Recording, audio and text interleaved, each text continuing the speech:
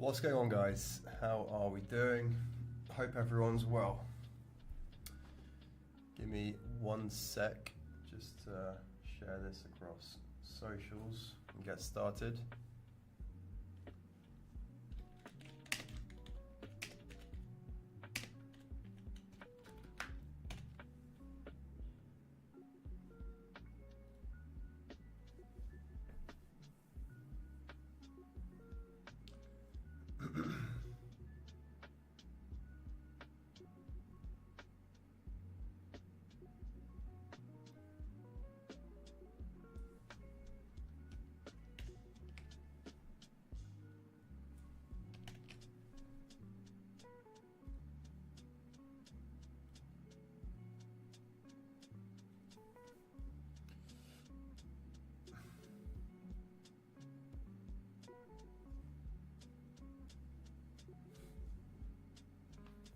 Can you guys let me know if you can hear me okay? In the meantime.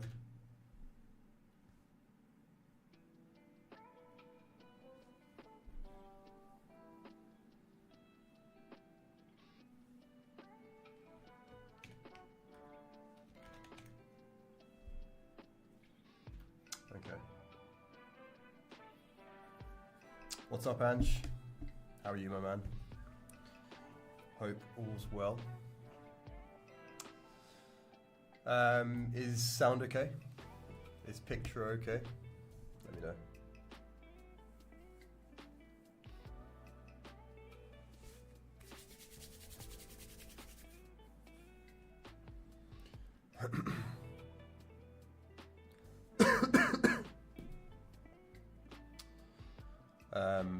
Okay, so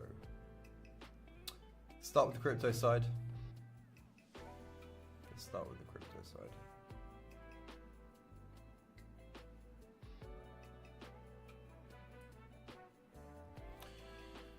I haven't looked at BTC in the longest time, I'm not gonna lie. All of this, I just haven't been paying attention to. Okay, so monthly into demand here, but closed into demand. Right, so closed in here, which kind of invalidates this zone.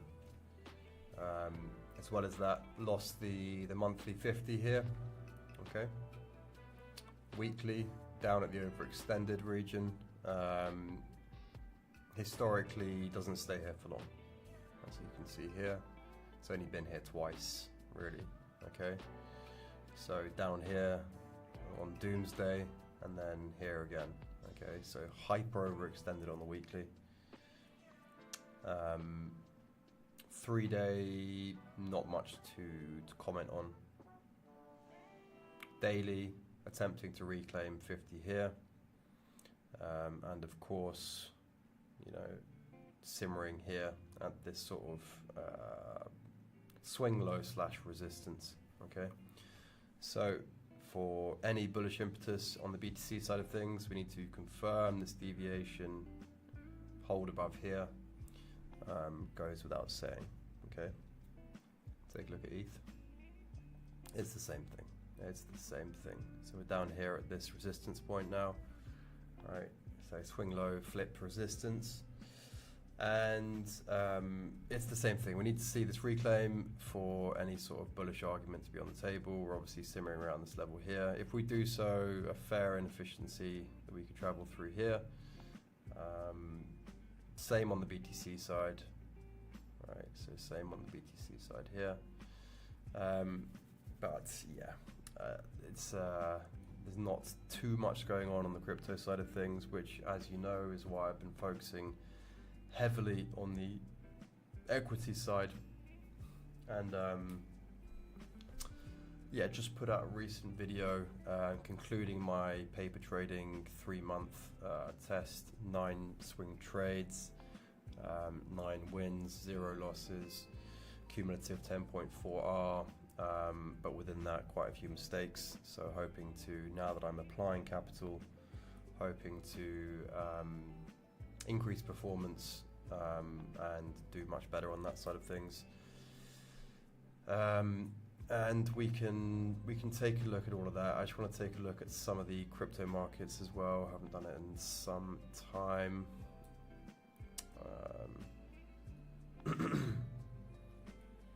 So BCH still looking fairly strong relative to other markets. Same with BNB, although come down a bit here, hovering above these triple stack lows. Hype still mucking about. I expect it to be range bound really and contained within here if I had to guess. Same with M. Solana is the same sort of picture as BTC and ETH, need to reclaim the swing low. GRX still fighting the good fight, giving it a go. XMR come down a lot after the sharp impulse to the upside. XRP bleeding, lost the key 3-day level here, bleeding down. Azora very much bleeding down. ZEC again bleeding down. HBAR bleeding down. And you know, that's kind of how I see the crypto space now. I don't really see any sort of bullish revival which is going to springboard everything back to all-time highs. I think that, you know, looking at the BTC side of things, I covered this at length before, that I either wanted this area to hold in here, price to move up from here, or to come down, sweep this lower and then do so. For now, obviously, we're looking at a potential deviation from the bullish side. But like even still, right, even still looking at this here, we've got this weekly supply overhead, right, to start. Very clean cluster, impulse, of weekly supply.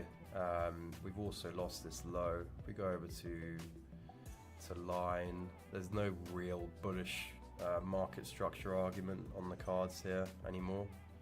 Okay, which is why I wanted this to hold here for that sort of higher low to form, propel us into a higher high, etc. But as I see it, we are going to be probably range bound for some time, if I had to guess. Not too much in the way of volatility. There will be some relief off the back of this weekly overextension for sure. But whether that range is a range capped within this sort of region here, perhaps, or whether it's a larger range in here, who knows. But as you guys know, I want to be focusing on directional markets as much as possible. So, you know, which is why I've moved over to the equity side of things. So let's take a look at the markets that I've got shortlisted here. BRK looking, I mean, just look at this, right? Just the first market we pull across on the weekly doing this, okay? It's a no-brainer to focus on these markets as opposed to the crypto markets, right? These are the directional markets, okay? And yes, you can argue that crypto is directional to the downside, but it's also, you know, so many of the markets are flatlined at their lows. You want to be catching the meat of the move, right? You want to be aligning with the strongest trends, and you want to be catching the meat of the move, which is why equities have been so attractive, and why I continue to focus on this sector as much as possible. So BRK, just looking at this potential diagonal break here. Okay, there's multiple ways that this can be drawn, which is why I try to focus on horizontal levels as much as possible. Okay, really want to be focusing on the horizontals versus the diagonals, but I'm still keeping eyes on diagonals, because, you know, when you're looking at strong higher time frame charts like this and there's no horizontal level to work with, but we do have some diagonals, I do want to keep that as an open option. I may not be executing any diagonal breakouts at the moment. I think I'm going to focus solely on the execution side of things on horizontal, but I do want to sort of test and analyze these markets as I go forward on these patterns, just to see if there is any edge in it, basically. Okay, again, I'm looking at the strongest markets. I'm looking to onboard those trains and, you know, basically catch a ride on the strongest trains, strongest markets. And, you know, if I have to take diagonals, then I'll try to, right? I'll try to, but only if the testing proves that it's a profitable strategy, right? So out of the 9 trades that I took on the paper and demo side of things, I believe one of them was a diag and it was a break even. Okay, so the rest have been horizontals, looking at levels like this. You know, LLY here, for instance, I'd say 4 touch points, 3-4 touch points here. Very clean range, okay. And yeah, promising looking markets with objective horizontal levels is basically what I need to be focusing on. 4 hour to daily are the primary time frames of execution. Won't be going lower than that again unless I observe that hourlies have been playing out, but at the moment I haven't really been seeing that, okay? It's pretty much 4 hours and dailies, ideally dailies. You know, the Coca-Colas, the Deers, that I've been covering in my recent videos and live streams. Those are the markets that I am continuing to focus on, okay? FTNT, still got my eyes on FTNT. Again, happy to play a break into a gap like this. But if there was price doing this, then I wouldn't be looking at this trade. And I'm looking to just try and stay as stringent as possible, okay?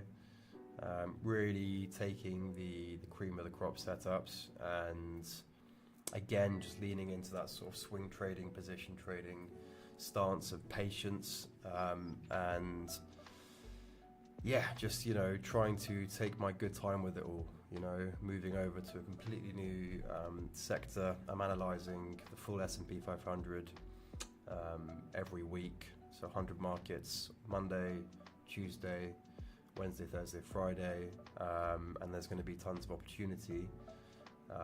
But in that vein, I can afford to be very selective, very picky. And the nice thing about trading equities and stocks as opposed to trading crypto is that all these markets are moving in completely different directions, right? It's not all moving in unison. You know, for instance, over the last few years, there's been multiple times where I'm in a promising looking alt setup, everything looks great, and then BTC shits the bed and it completely nukes through my stop, and it's one of the most frustrating things, okay, where, you know, BTC and ETH just completely dictate the path of the asset that you're trading or the altcoin that you're trading. And in equities, you don't have that, right? They're all moving independently. They all have their individual setups, their individual nuances, and you just have to just scan like a maniac. Look for the best patterns, look for the best charts, look for the best setups. At the moment, manually, right? I'm very much being manual with my scanning. I can't really see any way to automate the scanning process, nor do I feel the need to be completely honest, right? Yeah, I really don't see the need to automate it at all. Like, I think it's a natural inclination as traders to always look towards automation. I can see it in students of mine. I can see the tendencies in myself as well.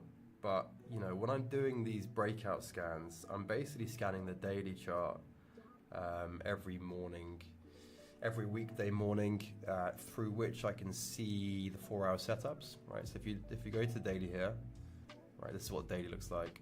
I can see the level, right? And then basically I'll just hone into the 4 hour to see if the level is still well respected on the 4 hour. But by looking at the daily, I kind of get that lens to see both the daily and the 4 hour. Okay, so I'm just scanning through 100 markets using the daily time frame.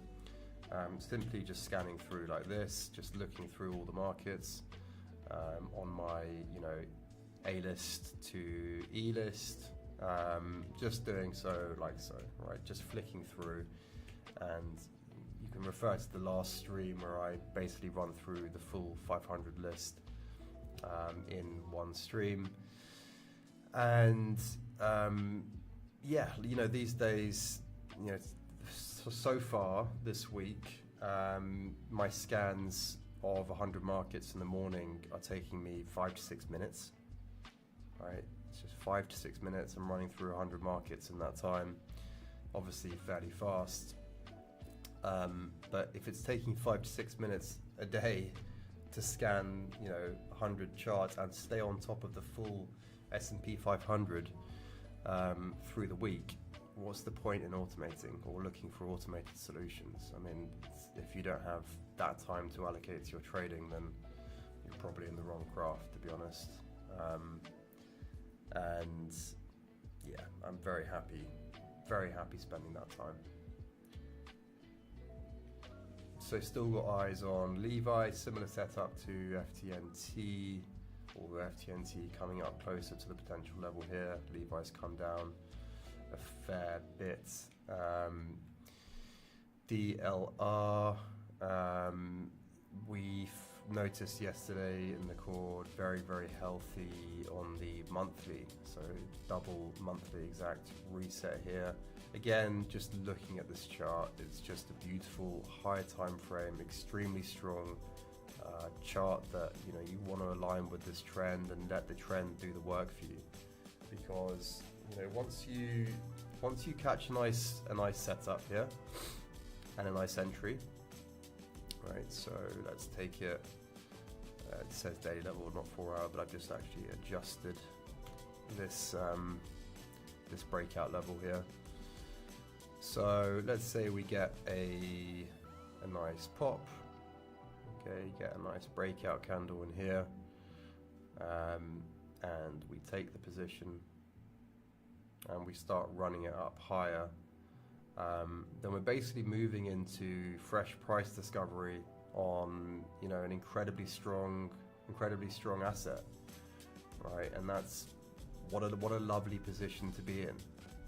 It's such a great thing to trade, because you don't have to worry about setting take profits into potential overhead supply zones, okay, or sweeping key highs, right? So, you know, potential supply like so, or sweeping a key high like so. You're basically just, you know, clear runnings. You're moving into nothing, okay? So those sort of parabolic increases, you know, going back to something like XMR, you know, these sort of moves, right? They're only really possible because it's moving through nothing, okay? And, you know, if you set yourself sort of stink asks as TPs, whether in isolated format or in scaled format, can be real haymakers, right? Where, you know, you're netting a few months of trading results in just a single position. Vice versa, it's easier to sit comfy in these trades, right? I'm very, very happy to sort of, you know, move with that swing trading focus, that position trading focus, let price chop around a bit, you know, who cares? Because ultimately, if price is to continue with this uptrend, you've caught yourself a potentially, you know, great seat for this to all occur. Okay, so being patient, moving into the strongest assets, moving towards that swing trading, and, you know, further into that position trading sort of stance where I'm holding assets for multiple months, positions for multiple months. Why not? Why not, right? All is just such a sexy looking chart. Again, you know, show me a chart like this in crypto. You won't be able to, right? Well, you won't be able to show me a chart that looks like this in crypto, let alone a chart that looks like this, right? Ascending lows, higher lows, market structure confluence, pushing into the breakout level here. And I think the one thing I'd say on a market like this is make sure you get a proper confirmation candle not something that just comes up and licks this last trouble area and then comes back and does more of the same. Want to see a proper confirmed breakout candle here, like so. But again, right, take that position however you want to do it. You can experiment with a tight stop, or you can even have two accounts you take the trades on, one with wide stops, one with super tight stops, because a lot of these breakout trades have just been running without challenging the stop at all. Could be an interesting experiment. But again, you're looking to align with these higher time frame trends. Take the clean setups, take the clean patterns. I don't care what the market is that I'm trading, right? I really could not care less. I'm not looking at news, I'm not looking at fundamentals, I'm not looking at any of that. I'm stripping it down to the bare basics. This is simple price action trading with the help of the RSI. I'm looking for this widget to be in the greens as much as possible. Looking for consolidation prior to the breakout, right? So you've got some consolidation in here, which is nice. At the moment, looking super healthy. So I will be scanning through all of these time frames before taking the position for sure. Again, like I said, I'm spending 5 minutes scanning a day. I spend 30 seconds scanning through these time frames, no problem. This widget just helps me see things at a glance. But here looking super healthy, right? H4, 54, 56, 56, 58, 61. Super healthy, right? Most of these aren't even in the 60s. It's a good look for this market for sure. This is probably the one I'm eyeing up the most, right? Just because we have 1, 2, 3, 4, 5, 6, 7, 8, 9, 10 touch points here. Don't think I've ever seen a chart like this ever in my near decade of trading. 10 touch point horizontal breakout level with ascending lows. It's a beautiful thing. And again, it's setups like this, it's patterns like this, which have made me fully converted over to the equity side.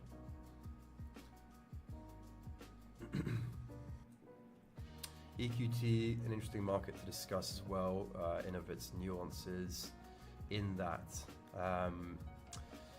I took a position, right, and came out for a very small loss, minus 0.1 probably, give or take. And the reason being is because I took the position. Where are we?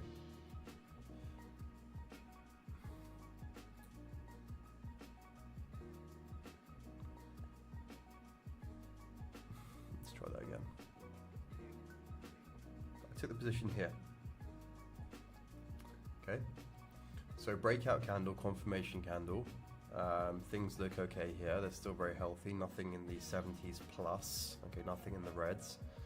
1, 2, 3 touch points. Nice higher lows, ascending lows. Nothing in the way of left side price action up here. It's a good setup, right? It's a good setup. The only thing that was a potential concern was this last trouble area, LTA here, which, as we know, price can sweep, right, and then come back and then basically recommence that pattern until it goes for the proper break, at which point you of course get stopped out, because your stop's going to be probably somewhere within here to here. And you can see that it happened here, right? So again, may think it's breaking out here, but then it just comes up and sweeps all of this and then does it again. And it's not to say that it's higher time frame bearish by any means. It just means that it's not ready to break yet.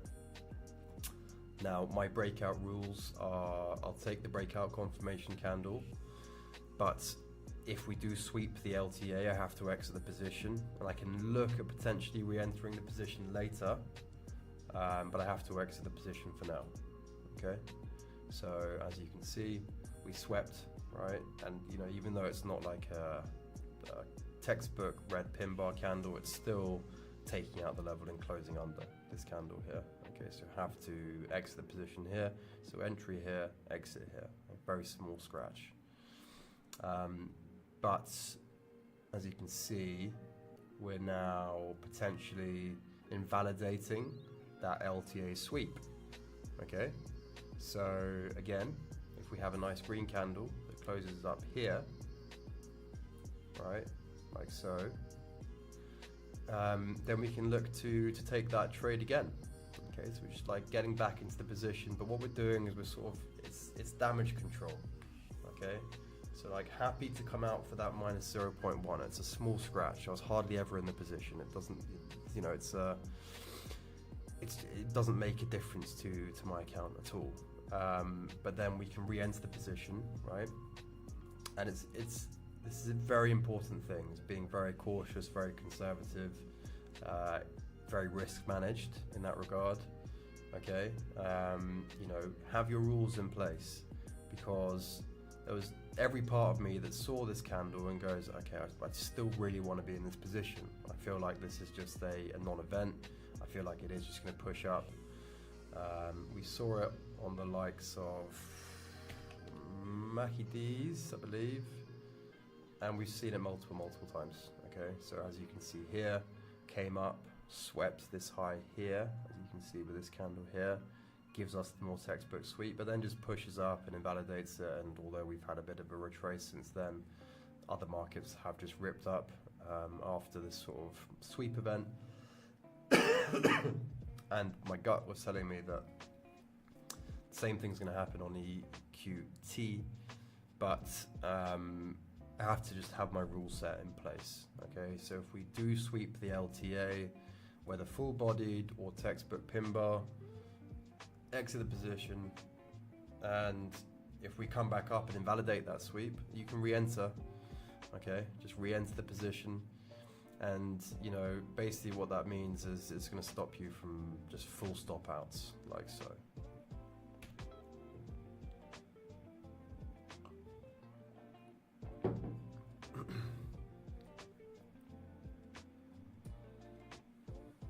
SRE, again, another nice level here. You can see I've got a note for a weekly exact reset in here. Very healthy on the RSI. Again, very healthy, strong, high time frame uptrend. And again, you can see that sort of sweep dynamic in play here. If we just remove this. So it's just the sweeps that we have to really be careful of, basically. Okay, so we've got triple equal highs here, 1, 2, 3 to the wicks, and then we've swept it. So what we need to see is price come up and again invalidate this sweep for us to get on board on the long side. Very simple. Great example reminder, because I sometimes get carried away if the breakout seems juicy. Yeah, and I think it's one of the most high level applications that you can sort of take on, Ange, in that it's going against the dopamine thing, right? So again, I could feel, you know, I could even feel myself having that sort of dopamine response here, and you know, just wanting to stay in that position. You want to hold on to that position, and it's super important that you set yourself a rule that if it sweeps the LTA and closes the candle underneath, you just get out and you re-enter. Okay, I promise you it's going to save you a lot of stress, a lot of headache, and a lot of money. So SRE, super nice. EQT, super nice. Needs to see the invalidations on both sides. Adobe still just keeping this up as a sort of a case study for the regular system. CRM the same, and that's pretty much it, right? So the rest, I've got, you know, all sorts of alerts set on basically the full S&P 500, but this is my short list of potential breakout trades to really look at, and we'll see how we go. Very excited for this year, see what it brings, and looking forward to just absolutely tearing up the stock market, to be completely honest. So yeah, that's it for today. I hope you guys enjoyed, and I hope you got some good value, and I'll catch you for the next one.